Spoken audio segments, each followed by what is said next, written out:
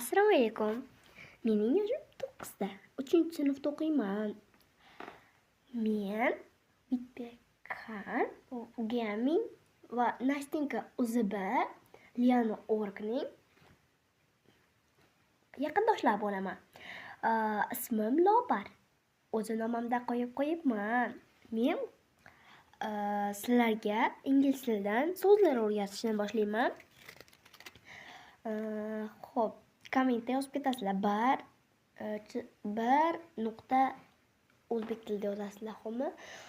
Nima desam bo'ladi? Sizlarga bu sirni ochaman. Siz fast food deb oddiy eshitgansiz, lekin o'zbekchasi fast foodni fast tez, food ovqat, tez ovqat, ko'rdinglarmi? Shunaqa. Endi men shunaqa savol beraman. Hot dog. Juda kulgili ekan. Hot dog. Issiq, kuchuk. Dog kuchuk. Hot issiq. Issiq, kuchuk. Shunaqa deb o'qiladi.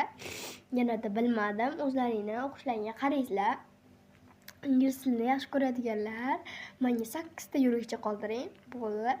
Men sizga o'zimni mana shu uyda o'tirib o'rgatishlarimni o'rgataman. Nima desam bo'ladi endi? Yana qaysi so'zlar bor? Kommentda yozasiz. Men uni tarjima qilib beraman. Xohlagan so'zingizni. Endi men sizga bitta lug'at aytib beray, xo'pmi? Do karate. Karate deb yoziladi. Do karate deb yoziladi. Do karate deb o'qiladi. Karate bajarmoq.